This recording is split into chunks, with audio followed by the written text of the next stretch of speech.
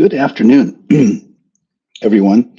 You caught me taking a drink of water and eating some nuts. Committed as I am to my health and well-being, I've been focusing on protein, and that's so. Forgive me while I finish my chewing here. So it is Friday. It is December 6th, and today I want to talk about the intersection between science and spirituality. As you know, I am a scientist. I have done research. I have a PhD, and I am always interested in what's real. And of course, we talk about perception.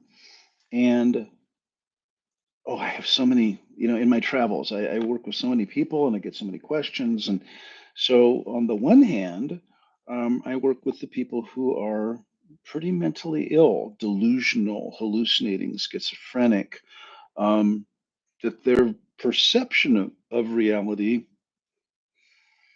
is different. And there's a saying in our business in mental health, never confront a fixed delusional system. And this is difficult. As therapists, we will have people in our offices that come in that say, the FBI is after me, the CIA is after me, and they will say a whole host of outlandish things. And there's a whole spectrum from malingering, they're just doing it for attention or to get a check or to get food or something like this, all the way to full-blown psychosis where people are truly experiencing a break with reality. But then that begs the question, what is reality anyway? What is it? Now we can say that reality is the what it is for the individual.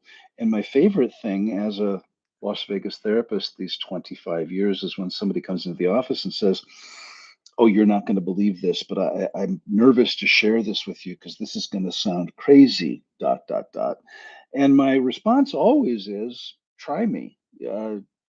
Try me." I have heard, as you might imagine, the most outlandish things and the most interesting things, and everything from sexual content to sexual and relational content to uh, really pretty much anything. And so this idea about what is real, what is fantasy, what is the other side, what is heaven, what is hell, what is earthbound, what is the nature of reality has been just an idea that has really made me curious, in the last several years.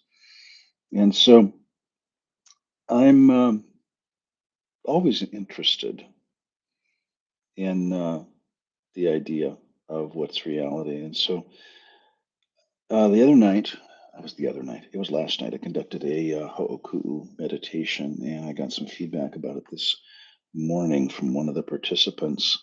And I want to bring that up because she asked some really good questions. I'm not going to use her name, but she said, now, and the question is, what is it about our behavior that is directly controllable by us? And where are we influenced by other things?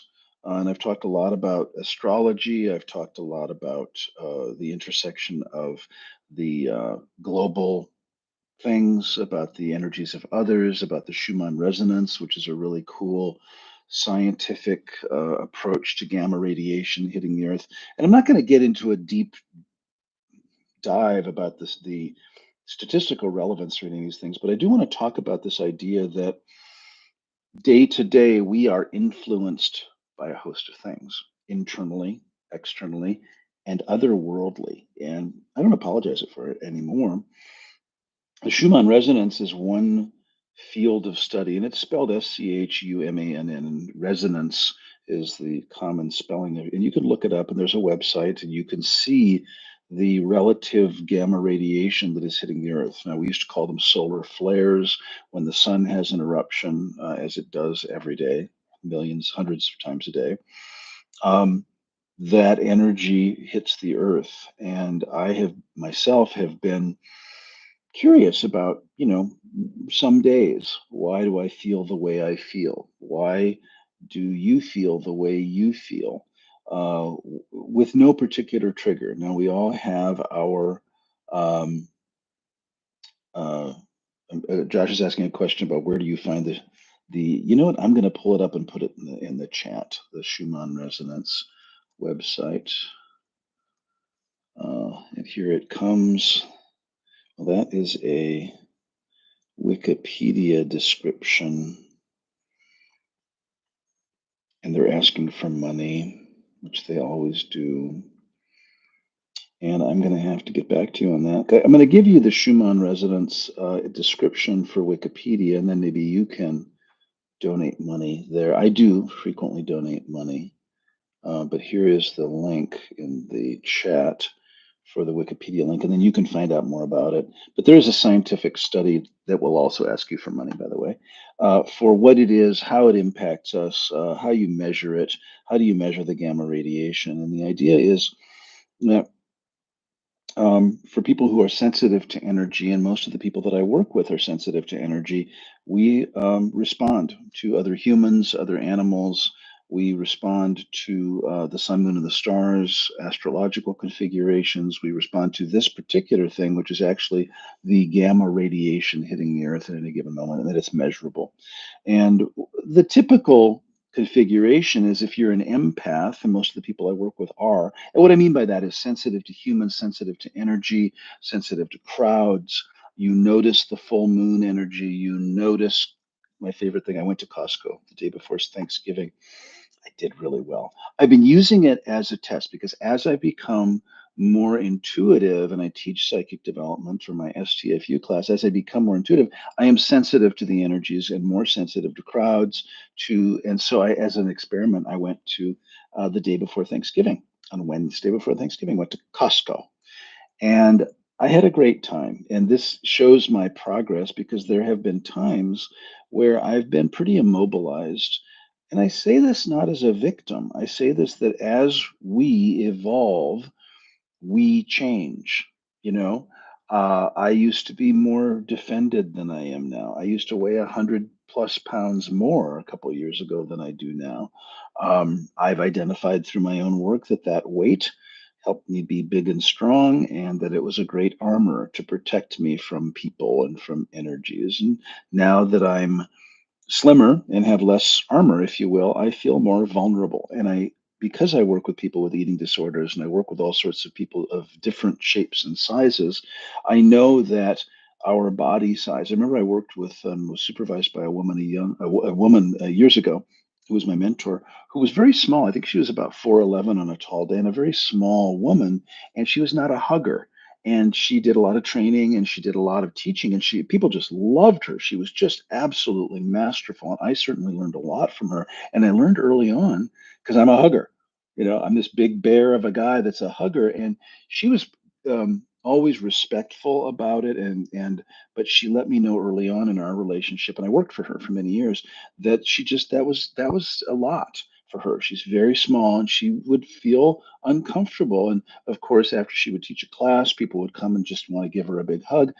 And she was very diplomatic. Don't get me wrong. She was very diplomatic in saying, I would rather not. I'm just not a hugger. I'm just not like, and not everybody's a hugger. And so you have to understand that, people have different boundaries and different limits about what they can tolerate. And so that's got to be okay. Not everybody has physical touch and bonding as their love language, for example. Some people just are not so affectionate, and that has to be okay. So what I'm learning is this in this whole discussion around the intersection of science and spirituality is to cut all of us and you some slack in your process. And that as you go through life and as you evolve, and you do, no matter what, the human condition is that we evolve. Some theories talk about it in terms of being closer to your creator. We learn lessons, we evolve, we get through this life, we pass on to whatever comes next. And what I'm learning is that all of it, even the bad stuff, is it's good. Had dinner with a person last night, and we were comparing notes in terms of our challenges growing up and our challenges with health related problems.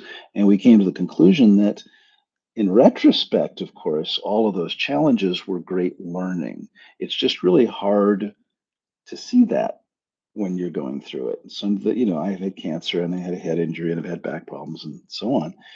It's easy for me now to look back and say, wow, that was the greatest teacher. And the reality is that we don't grow unless we are challenged. And so some people want to say, oh, gee, I've been dealt a bad hand, and the difficult spiritual lesson is that on some level we chose that hand. We chose these parents. And this pushes a lot of buttons. And so I'm safe here. You can put it in the chat or you can watch the recording and say, well, that's ridiculous. I got a response on Quora, Quora. I offer, as a mental health professional, I get asked questions about mental health. And somebody pushed back on one of my posts. Somebody was asking the question about why do I keep attracting the same relationship in different bodies, meaning in the people that I have encountered. And this is a writer, somebody writing in asking for advice, saying I have to seemed I noticed that I've had all of these problematic relationships personally and professionally. How could this be me? And this gets really dicey. Um, because what I said was, well, if you are the only common denominator in all of these failed relationships, that warrants some attention. It's like when we point the finger out, oh no, it's not me, it's them, it's got to be them. We see three fingers pointing back at us. Now this is hard, so hang on. The most powerful self-evaluation you can do is going to be uncomfortable. It's going to you're going to want to say, "Oh, it's them." I've done it. I have had the relationships, personally and professionally. I have attracted all sorts of things. Now, listen to my language. I have attracted, um, and we have karma with individuals to work through. And if you notice a pattern in your any relationship, at work, relationally, romantically, sexually, familially, uh, and the only common denominator in all the failed relationships is you, then that warrants your attention. I work with a lot of people around that. This person who was writing was pretty grumpy with that. Well, how can you say all of those people out there were really problematic? All of them. Okay, great. Then why do you keep choosing them? Why do you keep inviting them into your life? What is the learning for you in how you're choosing and who you're choosing and how long you stay with them? Well, I didn't choose them. They were born, I was born in my family. Okay, well, then as an adult, you have a choice as to how you want to interact with them and what kind of boundaries you set with them. And as long as, and again, in the Ho'oku'u thing last night, one of the things that we release are these limiting beliefs and limiting decisions about I can't. On her deathbed, my sister didn't beg me. She told me that it was up to me to keep the family together, her kids, her grandkids, and all this kind of stuff. And I tried. And I realized that when I realized the only role I had was the wallet, and that when I wasn't paying them, these family members of mine, they had no interest in me, and I started setting some boundaries, all of a sudden they weren't so interested in having me in their life, that they really only wanted me for what I could do for them, and that they only called when they needed something, and that they didn't really want to have me in their life. And so the family that I have now is a family by choice, and that I no longer feel obligated to financially support all these other people. And that was a hard call for me. Growing up as a people pleaser and growing up as, allegedly the person that's supposed to keep the family together. And that's just one example. You may have your own examples about feeling done to or feeling resentful about the way you're being taken advantage of. And these are some hard truths. I'm sorry. If you allow yourself to be taken advantage of, that's on you. There are people out there that exist to help us understand how to have loving boundaries, and that they will continue to push, to continue to press, continue to ask for help long after you want to do it. And so, if that is in fact the case, you get to self-evaluate and say, what kind of relationship do you have? I see this in my clinical work all the time, where a parent of an adult child, for example, with an addiction, where the parent, I'm thinking of several examples right now where the parent or caregiver has been called upon to bail out, to rescue, to rehab, to detox, to support financially or otherwise the adult child who continues to struggle with addiction. And they come to me as a therapist or as a coach and mentor, and they say, I can't do this anymore, but I don't want my child to die, and I don't want my child to be on the street. And I don't, now my child is probably 40 years old at this point. And there comes a point in all of our development where we get to reconcile what our role with these other people are, and how what our and I'm not a cold-hearted person. I have been I'm right there with you, not wanting your child to be on the street, not wanting the child to experience tough consequences, going to jail, going to prison, being homeless, all that sort of stuff. And I have had, no, I want to be very, very responsible about my language. I have chosen to make hard calls about my support of others. Now, at this point, many, many times about what I'm willing to do and what I'm not willing to do. I have left jobs and left careers by virtue of feeling exploited or feeling taken advantage of, and I'm still a work in progress. I still am consciously aware of that on my radar. So this gets back to the nature of reality. What is the nature of reality? So let me read you the email that I got from a student. Aloha, Dr. Patrick. Won't do that again. Be a shit student, me, not them, and not sit up and stay up during ho'oku'u. I had fallen asleep in the hour and a half class before the release was due to start. Earlier in the day, I had responded to a friend's excited query as to if I astral traveled, though sometimes I was taken out with my understanding to a few couple in progress crimes only being rescued by the touch of my child for his ride to school. Now, I don't necessarily understand this. This seems like it's a relaying of a dream or some sort of an astral projection. And I don't want to ever. I told her on the messenger what had occurred that I thought had made me this way. I would tell you uh, that I'd rather worry about the consequences for you, even though you are the bad ass who could. I did not override the want to lay warm within the blankets during the session and sit up. I'm sorry, this is the way she exactly wrote it, and I'm reading it for the first time, that I was not present. I'm so thankful that there is a recording. Sickly coming too. I woke up after session to journal about my father's voice coming to me as a black magician. So this is a dreamlike state that came through in this particular relationship to this meditation. And then she said, I did bring home an antique silvering spoon today. It'll go out with the trash. I just wanted to let you know that I'm sorry. I did not realize I'd fallen asleep before class. I was just checked out. I put on a heavy onyx necklace until this clears salt bath energy work. I was very curious about your offer at STFU to teach demonology, but I don't really want to know. Rather practice. It may be necessary class for someone in my position. Love, light, and elevation. Mahalo. Mahalo means thank you in Hawaiian. So I'm reading this to you because understanding that each person's experience is very different and that it's totally okay. And whatever happens and whatever comes up, and that has to be okay. And this self-judgment, self-deprecation, self-putting down in my work isn't really effective or even necessary. Um, the work that I do, the kind of between the realm of the other side, if you will, the intersection of science and spirituality, the current battle I perceive between good and evil on the planet right now, and I think we're at a critical juncture. It is, and I said this repeatedly, and I will keep repeating myself. If it is more important, how do I want to say this? It is as important for you all to at least take as good of care of yourselves as you do others, particularly those of you that are light workers that work with others. If you go down, we all lose. And so I would challenge you to cut yourself some slack. Now, I am not saying let yourself off the hook for achieving your goals and be lazy and never get out of bed and all that kind of stuff.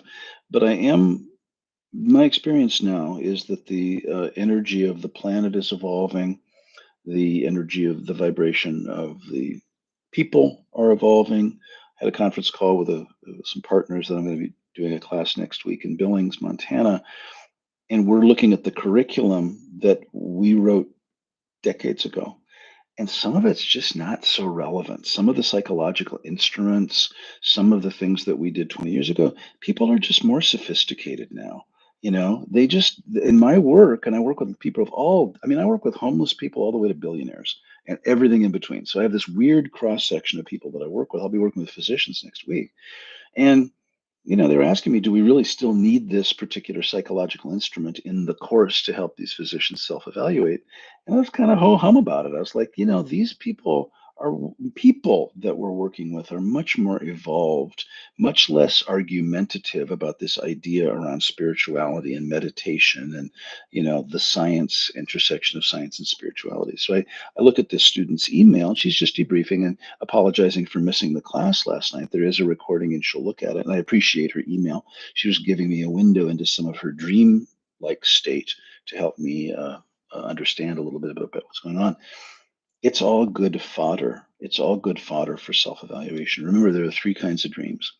There are the data dump dreams that, now, I will say as a preface to this, much of our evolution and work occurs unconsciously, and some of that manifests in our dreams. And so I would also suggest very easily that if you are interested, start capturing your dreams. Look at what's coming up. Now, many people tell me, "Well, I don't remember any of my dreams," and some of people actually say, "I don't dream at all. I never dream." Um, Statistically, scientifically, what we know, neurophysiologically and psychiatrically, all humans dream, and they all dream every day. Now you may say, "Well, I don't dream," and the more correct thing, I don't want to get into the pissing contest about it, is you don't remember your dreams. Now, as you embark on a journey of self-discovery, of self-revelation, of self-evaluation, of progress, of healing, whatever it is, you may notice that you start to remember dreams, that you wake up in a dream, that you wake up in the morning and you've been dreaming. I would recommend you start to capture keywords. And so before I get to the analysis of what dreams are and how they may show up, I think it's really great information in dreams. Now, understand, like the unconscious mind, dreams they're not real. They're metaphorical. They're symbolic. They are representative of themes, patterns, trends in your consciousness. They are not literal. And I think that's the thing that gets people kind of frustrated. So I'm going to put in the chat what I use to help um, and analyze dreams. Now,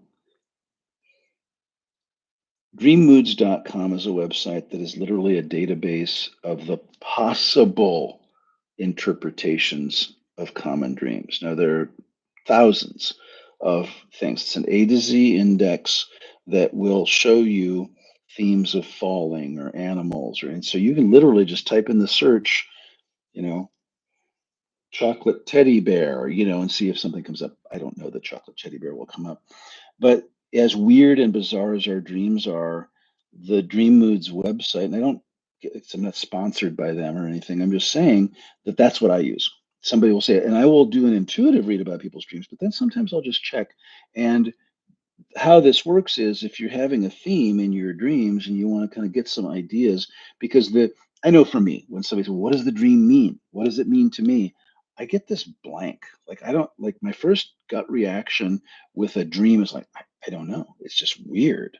It's got this and it's got that. So sometimes I'll journal the dreams, sit with it, leave it, come back to it, look it up, and consider the implications. Now, understand that the most important opinion about a dream interpretation is yours, not mine, not the website's, not an index. What does it mean for you? The thing I would caution you in terms of dream interpretation, I'm going to get to the types of dreams in a moment. They're not literal. It's not a literal, if you are falling, it is not a prediction that you're going to fall. If you are noticing insects, it's not this pestilence thing that's going to come up and you're going to have roaches in your house. It is not literal. And I can say almost never is it literal. Um, and there are all sorts of themes there. And so understand that, so there are three types of dreams. Number one, is the data dump. Dream and sleeping is your unconscious mind and your body's time to restore. And so oftentimes the dreams that we have are the debrief of the day. They're making sense of things. They're putting things together as your unconscious mind, your higher self, your physical body restores, rejuvenates, and heals itself. And they have absolutely no meaning. Sorry. They have no intrinsic meaning. There is no symbolic meaning. There is nothing other than your unconscious mind trying to make sense of the day or things that came up. So if you have a dream that seems just so bizarre, it has no, don't overanalyze it and spend a lot of time going, well, gee, I wonder what that means, because it may not actually mean anything. So that's number one. Number two, dreams may be prophetic, meaning that you may look down your timeline, well, prophetic and symbolic. So you may have a dream that is sending you a message about something that may happen in the near future or the distant future. And I always pay attention to those. They are not a guarantee. And this is the other thing about the intuitive realm, psychic realm, other side. People want this sort of data-driven analytical assurance that, oh, I had a prophetic dream, that means absolutely on, this day in the future this XYZ is going to happen. It's not. It's never a guarantee. It is a suggestion. It's a possibility, because again, we have free will. Anything that is prophesied in the future can be changed by our behavior today, but it may be a warning. And so that's kind of thing. The third kind of dream that I really like to talk about is the dream that your unconscious mind is sending you a message. So, it occurred to me that I don't have the dreams anymore. And this is kind of a victory. Have you ever had a recurring dream where, for your like your whole life, you have this weird recurring dream that happens? Now, my theme, I'm going to use myself as an example here. I travel a lot. I have a busy schedule, and I have a value for integrity. So my biggest fear is that I'm going to miss my own life. I'm going to miss the meeting. I'm going to miss the plane. I'm going to miss the appointment, that I'm not going to show up and let people down. So that's my biggest fear historically. And I had a recurring dream of doing exactly that. Invariably, it had to do with travel. Now, I'm a really good traveler at this point. I know how early to get to the airport. I got a rhythm. I know how to pack. I'm really good. I really do it. And I would still, for years, have this dream of missing the plane or missing the meeting or showing up at the meeting wearing some outlandish outfit or showing up and speaking at a class and people weren't seeing me or hearing me or noticing me. And it's not too hard to figure out, so I don't want to overanalyze it, but yeah, it was my unconscious mind sending me a message that I have a lot of insecurity or some insecurity around my own core value of integrity, that I was, and it has resolved. In fact, I can't remember the last time I had such a dream, but I do notice that as my level of busyness increases and my level of travel increases and my number of commitments increase, then the dream would become more pronounced, and it would happen more frequently, where I would have they were invariably travel dreams. And a lot of times I would end up in an Airbnb or a hotel, but it wasn't really a hotel, and there were all these people there. Or I would go to get the rental car, and it was like this old broken down jalopy. Or, there was problems with missing the plane, or I'd get on the wrong flight, or I'd show up to speak at my keynote speech at the therapy conference and nobody would be listening to me or they wouldn't be able to hear me, that kind of stuff. And so when you have a recurring dream, it is your unconscious mind sending you a message. Now, it's not a criticism, but it's feedback. It's like, well, I wonder what that is. Now, it'd be interesting to understand how my life has evolved. I think I've accepted the travel now. I've accepted the level of busyness. I have better boundaries around what I'll accept, what I'll say yes to. Instead of saying yes to everything, I don't say yes to everything. And I think because I've kind of put in order my professional life, knowing truly that whatever I say yes to, I can handle it, I can show up, I can deliver, whatever that is, whether it's a speech or a class or a training or a therapy session or a public something or other television spot, or whatever it is. I'm at a place in my career where I know what I know and I know what I see, and I have enough trust in myself. And this isn't an arrogant thing, it's just that I'm old and experienced. I kind of know what I know, and I'm going to show up with my put my best foot forward. And so as I've settled into myself and accept that I know some things, I have these less of these insecure dreams that somehow I'm going to fail or I'm going to miss the boat or miss the plane or that kind of thing. So take a look as a result of watching this video, some of your own recurring dreams and how they are, and then you can use the dreammoods.com thing, and so understand that from my point of view, science and spirituality are inextricably linked. They are just absolutely.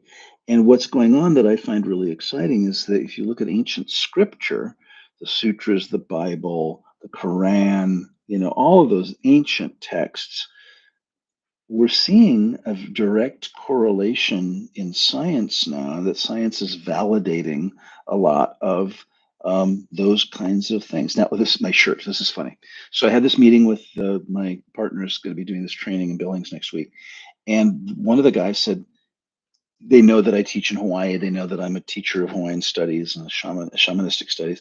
And they say, there's some interesting writing. Is that profane? They were joking. Is that profanity in Hawaiian? Are you giving us the finger in Hawaiian?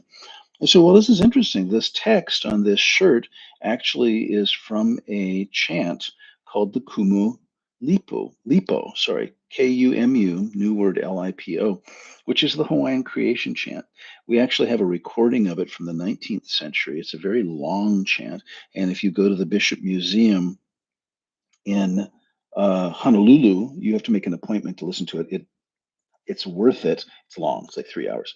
And basically, these words are the Big Bang Theory. So the Hawaiians, the ancient Hawaiians, talked about the Big Bang Theory long before Newton, long before Copernicus, long before our modern understanding of how the universe was formed. And indigenous cultures around the world had their own creation ideas. When I go up to Mount Charleston here in the Nuuvi tribe, the Southern Paiute tribe, their creation story, it's not a chant, it's a story, talks about their sacred land, and it's the same word for word thing that you see in Genesis, that you see in, I mean, it's not, no, I shouldn't say word for word. The idea is the same, that creation happened. And again, various denominations had um, various denominations have various interpretations of how the universe was created and how humankind was created, and I think that that's really great. And so I'm just going to address the chat now. We grow at the boundaries. Josh is being confronted with a karmic pattern and working on it. It's humbling. I gave you the dream image thing. Josh says I'm having problems discerning reality in dreams. Things in dreams that happen, I don't know it's a dream, and I incorporate it as fact. That's great. I want to say keep on with that, and that's why the dream journal I think is really helpful to really capture your dreams. And again, I think what I struggled with as a scientist is I want the right answer. I want to know definitively that it's this or it's that, it's black and white. So as I've aged and as I've become whatever I've become, I'm way more open to the ambiguity and the uncertainty of these things, to take it as a possibility, not a certainty, that I know that it means this. And not take it as a criticism either, that whatever the dream, like the dream, now, for those of you that know me, I used to burn the candle at both ends. I'm here at the clinic right now. I just met with students. I've seen some people. I've done some supervisions. It's December. I'm doing graduate student evaluations. They're passing and they're excited to take their Christmas break and come back in the next semester. And I'm not taking, and when I was burning the candle at both ends, I was having those travel dreams because I was, and those of you that know me, I would do 20-hour days, I would do 16-hour days, I would fly on red eyes, or I would do my work at a particular city, then I'd get on a midnight flight, fly all night to the next city. And as I had a decade of supreme and significant health problems, I believe related to that I just burned myself out. And so now for the next 30 years, as I develop the next generation of therapists, teachers, light workers, healers, whatever you want to call yourselves, my commitment to you is to insist that you care as much about yourself as you do about others. And that's sometimes a hard sell because you have a lot of competing accountabilities. You have people wanting a lot of your time. And What I will say to you, parents, grandparents, healers, therapists, clinicians, whoever your constituents are, um, if you go down, we all lose. And I learned that the hard way. So please don't follow my example. As my mother used to say, do as I, what did she say? Don't do as I do, do as I say. And so I'm here to tell you at least half your energy needs to be focused on yourself, on caring for yourself, on supporting yourself, on acknowledging your growth, on asking for help from others. I have a coach, a therapist, a person that I work with every week that really is helpful because we are not objective about ourselves. So great, Josh. I'm glad that you are looking at your dreams. Sophie says, "Wow, I just did a breakthrough session where a client has a recurring dream. Thanks for addressing this. No accidents, Sophie." Which I also believe that the synchronicity of things, and that I forgot that I was doing this YouTube live, and I just kind of went, "Oh, I guess I'm doing it. It's on the schedule, so let's do it." And I find that many people some of these get hundreds and hundreds of views after the fact, which I appreciate. I'm working on, and I'm getting a lot of great feedback with my social media team that I'm better. A couple years ago, I was extremely resistant to doing all this. Um, and I'm getting there. I'm doing it. I'm doing a YouTube live, and I'm posting, and I'm taking some pictures of my food because some of the food is really good. But I'm trying to offer some information that's helpful to people. So this intersection of science and spirituality really is significant now. And so now we have quantum physics and quantum mechanics and chaos theory and string theory and a number of disciplines devoted to the study of energy and the manifestations of energy at the different levels. I'm by no means an expert, but what I love is that science now in our Western ways is validating what the indigenous peoples' sutras and teachings and writings and chants have said for thousands of years. And I just love that. And I think it's a really exciting time to be alive in that I don't have to sell it anymore. I don't have to I don't get, I get, maybe it's because I'm old. I don't know, but I get very little pushback anymore about, you know, energy's not real and spirituality is bullshit and you know there is no such thing as gravity or whatever it is. I think that people are evolving, at least the people in my perception that are coming to my classes and that are studying with me are way open to this stuff. And even anymore when I say woo woo or to the extent I am getting feedback, it's like it's not that woo woo anymore. Hypnosis, okay, it's accessing unconscious material. It exists. It's there. It's just a different way to access your unconscious mind. So last night we did Ho'oku'u. The student wrote this email giving me feedback, apologizing to me for missing it, and we'll listen to the recording. I certainly have no judgment at all. You do what you do, and you have what you have. And here at Heads Up with the clinic, we help people make the distinction between reality and either fantasy or delusion. And that's a hard call because having said all of this around energy, I am very steeped in the mental health field. That's what I do. I'm a licensed professional.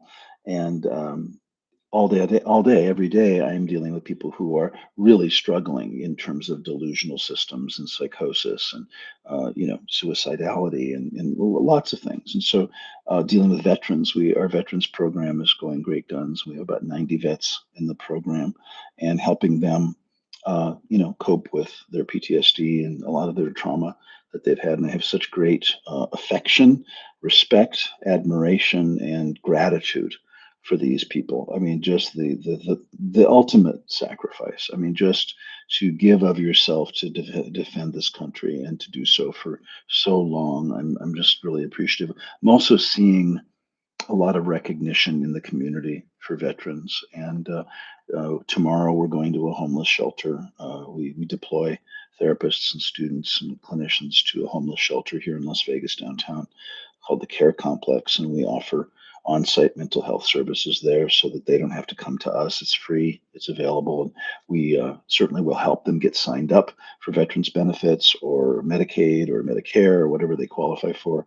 And that's been going very well. And it's fun for me to see the growth. So a guy, it's fun. And again, I so appreciate the human condition. Got an emergency call. So I'm a doctor. I'm on call. I'm on call for the clinic for emergencies. And one Saturday a few months ago, I got a call. And this we'll call this guy John, not his real name. And he calls and he is homeless. He's on the street. He's using someone else's phone. So he calls someone using someone else's phone, calls the emergency number for the clinic. He had met us at the homeless shelter, had varying degrees of engagement, probably not, with our services, but got the card and knew we were there. And he's in a wheelchair. He's in his 60s. He's a vet. He's pretty low functioning, addicted to a variety of things. And he reached out. I got the call. It was in the early morning hours, and he said that he was feeling suicidal, that he was having panic attacks. And I talked him down, and I asked him, made an appointment for him right away Monday morning to come into the clinic for a screening. And I assessed whether or not he needed to go to the hospital. And if he had needed to go to the hospital in that moment, I would have facilitated that. And I told him that. I said, if you, and I ruled out that he was actually going to do anything. He was using a friend's phone. He was safe, and he showed up, you know, in his wheelchair on Monday morning. I don't know. I don't know what form of transportation he used, and he saw a graduate student for a screening. The next day, he saw a licensed clinician for a full intake evaluation, and was persisting in his feelings like he wanted to end his life. And so I was able to come in, meet him, and we were able to facilitate a hospitalization to get him stabilized, to get him on the proper benefits that he needs, to get him stabilized on the proper medications. And yesterday I was here. Now, this is months later. He's here. He's shaven. He's clean, still in the wheelchair. His hair is still gray, but cut. And I happened to say hello to him, and he is seeing our team here. And it is in a placement. He's been placed in a housing. And that's, to me, as good as it gets. It's just as good as it gets, that we can to help people. And that's one example. I could give you billionaire examples also. So my fun thing about the human condition is I know money's important, and I know we get so, there's so much emphasis right now on wealth and on, I don't know, the material things. And I love, don't get me wrong, if you know me, I love nice things. I mean, I love my Apple Watch. I love my phone. I have a nice car. I live in nice places. I have nothing against wealth. I'm not opposed to it. My joke is I've been rich and I've been poor, and I prefer rich. I have no problem acknowledging that money is a wonderful thing and that it is energy. And yet I think that money or abundance or wealth or health or wisdom or any of those aspects of the human condition all are taken and are part and parcel of our evolution toward our creator and to source and to polish ourselves. Some of us have relational karma, where we can't find the right relationship, or we have weird family dynamics. Some of us have money issues perpetually, that we're always broke no matter how much money we make. We spend too much, we get in debt, whatever that is. Some of us have lots of money, but we don't feel fulfilled in our career. I've had, forgive me, no offense to attorneys, but I've had many attorneys, all the money in the world, come to me that I am just miserable in my profession. I mean, I've had many professions, nursing and physicians and therapists and all different kinds of jobs come to me and say, money is not the issue. I am not fulfilled. And so it goes back to your calling. What is your life calling you to be? What contribution are you being called to make? And how do you want to do that? And these are hard questions. These are life soul searching sessions. And I'm just, if I look distracted, I'm just making sure I'm addressing people's things in the chat.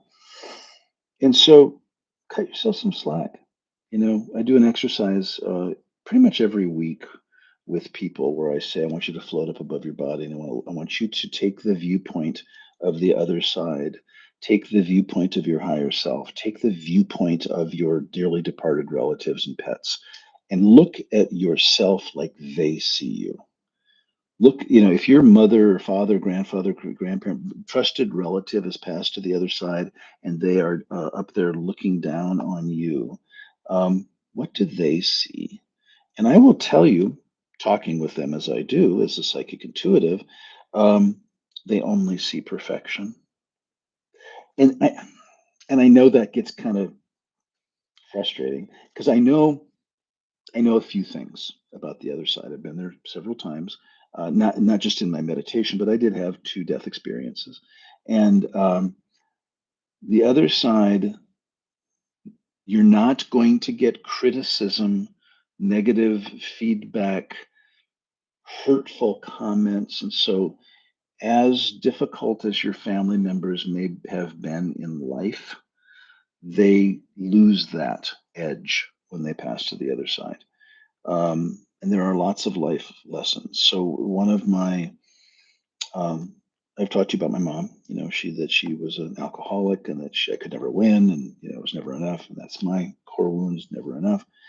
And when I went to the other side, she was there after the ski accident, and had this out of body experience, and she was there with her cigarette and a bourbon, which there are no pictures of my mother without a cigarette and without a drink in her hand. And she said, "Honey, you don't have to go back. You've done enough." And I said, "But I want to go back." She says, "Well, just know." And she said these words, and I'll never forget. She goes, "It's going to suck for a while. Your body's going to be broken, and just understand that you will make even greater contributions should you choose to return, but you don't have to. You can be done and stay on this side." And I did choose to come back, and my body was broken for a while, and I had a concussion, and I had a brain bleed, and I was in bad shape, and I was not processing very well, and I hurt everywhere for a while, and of course it's easy now that I'm comfortable and in my Barca lounger, with my nuts and my, water and all that stuff. Feels great to say that I've been through that. So please understand that our evolution as a soul um, exists, as Josh says, at the boundaries. And that when things, and this is, I don't like saying it, but it's the truth. Sorry. If it's too easy, we don't grow. Sorry. If you look back on your lifespan, however old you are now, and you look back on those things you are most proud of, your kids, your career, your body, your money, your accomplishments, think back. Pick one. Pick a kid, pick a relationship, pick a career, pick a job, pick a paycheck, an accomplishment, an award. Look back. And I would ask you, if any of those things that you have accomplished, were they easy? Were they risk free? Were they overnight? Were they guaranteed? Were they convenient? Were they comfortable? Were they fast and quick? I think not. And so the reality is that we have times of ease. We have lifetimes of ease, royalty, wealthy lifetimes. And typically, according to the grand scheme of things that I'm tapping into, those are lifetimes of coasting, where our spirit doesn't evolve that much. We take a rest, we take a break, and then we come back and choose some life lessons to learn. Um, I had a mentor, a Buddhist mentor, died recently. Daisaku Ikeda, who's a Buddhist leader around the world. He's in Japan. He was in Japan, and I remember having an audience with him uh, when I was a youth. I was in my early 20s, and one student, young man, asked the question. I wish I'd asked the question. He said, "Sensei, why is it? It seems like the harder I try, the harder it gets. Why is it that?" It seems like no matter what I do, I run up against a brick wall, or I'm challenging myself, and it feels like the universe is just beating me down, and these patterns and these challenges I just can't seem to overcome. And he paused and he took a deep breath and he said, "That's how you know you're on the path. How you know you are making progress is by virtue of the obstacles you face. If it was smooth sailing, you wouldn't be changing anything. If it was easy and risk free and comfortable, you wouldn't be changing anything. Those things that are the easiest for you are easy, and you're talented and you have special gifts. It's the things that when you overcome your karmic patterns. And yes, Josh, Daisaku Ikeda passed, I think it was this year, early this year. He was 94 or 95. And yeah, we miss him. Um, and so that didn't help. Sorry, didn't help. What I wanted to say was, this trick, do this, here's the checklist, here's the script, do this and it'll be easy. But what I've come to know in my advanced years and studying with very wise people is that now this gets back to my conversation earlier about you must take care of yourselves. So, and I'm going to use some crass language, so forgive me. You can go balls to the wall. Um, and burn yourself out and just die and kill yourself in the process. I don't recommend that. I've tried it. It wasn't so pleasant. And I think the pendulum can switch to go back the other direction. So when I was sick in chemotherapy, I wasn't able to do really anything. I was in bed and I was, at home, and I didn't work very much for about 18 months to 2 years. I didn't like that either. So your job is to find something in the middle that challenges your patterns, your trends, your themes, your karmic patterns, your stuff, and you can do it with grace and with learning without beating yourself up and dying in the process. And there's that saying that that which doesn't kill us makes us stronger. I encourage you to, be gentle and laugh at yourself, laugh at your patterns. I think it's fun. It's fun for me at this point, but I don't want you to think it's ever really easy. And I look and I work with a lot of really powerful people, and I mean powerful, like billionaires. I've worked with billionaires, and had one once. Okay, I want to share this little insight to the billionaire life, not my life. Comes in, says, I'm bored. He was 37 years old. He made his first billion in his 20s. He was probably a 6 or 7 billionaire at 37. I'm bored. I realize in my company that I'm the problem now. I am not as talented. I am not the best one. I have people under me that I've taught, that I've mentored. He's 37. And he says, I'm just bored. And I said, well, okay. I said, what about some altruistic pursuits? And he goes, what do you mean? I said, how about charity? How about philanthropy? How about you got all more money than God? How about you do something with it? And he got kind of offended. Like, well, why would I do that? I'm not a bleeding heart. And he got kind of nasty. And I said, well, what is more important to you than money? And I let that hang in the air. And his eyes got real big. He goes, nothing. There is nothing. He got really kind of pissed. Like, how dare I even suggest that there might be something more important than money? Now I want you to hear the resistance. His karmic pattern. Now, guy knows how to make money. Guy made a lot of money. His whole life was about money. He took stands. Not a nice person. I have a philosophy. You can tell me I'm crazy, but you don't get to be a billionaire by being nice all the time. Call me crazy. I have heard Oprah can be hell on wheels. I've heard Donald Trump can be hell on wheels. I've heard Elon Musk can be hell on wheels. I don't think you get to be a billionaire at that level by being sweet and loving and pleasant to everybody all the time. I think they probably have to make some tough calls and to be kind of cutthroat. Call me crazy. Just my opinion. I don't Liam Neeson. I don't think Liam Neeson's a billionaire. I think he's a great actor. I think he's hilarious. And Amber, nice to see you. Um, so he thought about that, and I sent him home. We didn't get anywhere because he was just locked up. I'm bored. I'm lonely. I have nothing going on. I don't need any money. I have all the money in the world. I have the jet and the houses and the lions and tigers and bears. Oh my, I've got it all.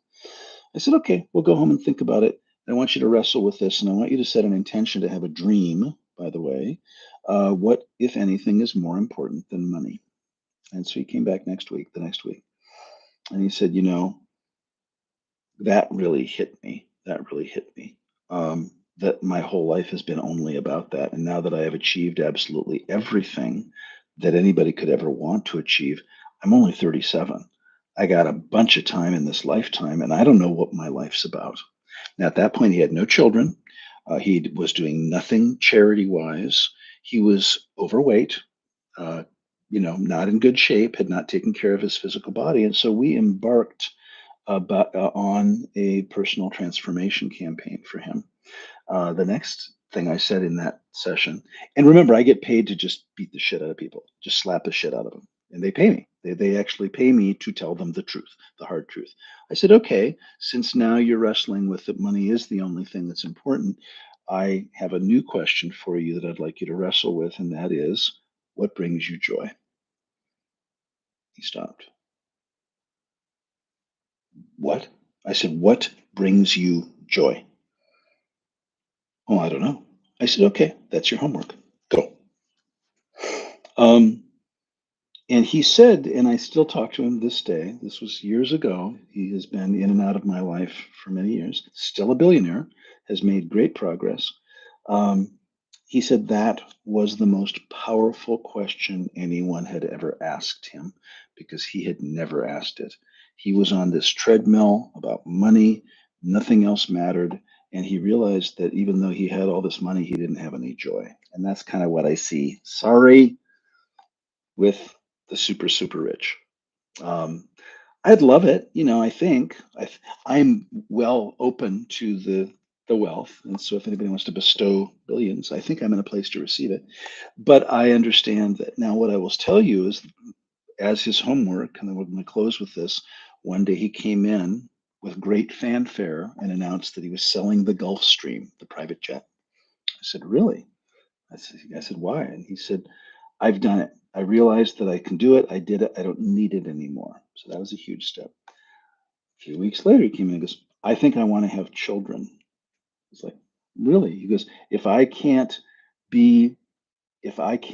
be a good dad, then, I'm going to be the best dad I can be. So he has two kids now, two beautiful kids. And then a few months later, he came in and he said, and I've decided to start a charitable foundation. It was an educational foundation, a scholarship for a particular university that he donated to. That it was his alma mater, and he did that. And I can tell you now, he's a happier guy. And it didn't cost him anything. Meaning he's still a wealthy guy, but he's a much happier guy. He's a good father. He has a great marriage. He's got a great family, and he's making a huge difference in the world. And he continues to develop and shepherd and mentor other. He works in the finance arena, and helps people do, great things with money. And so he's making a great thing. So I would ask all of you as we close today, what brings you joy? Um, and ponder that. Consider what brings you joy and do more of it. So I will sign off for today, and I appreciate your time and attention. Love you all. Class dismissed.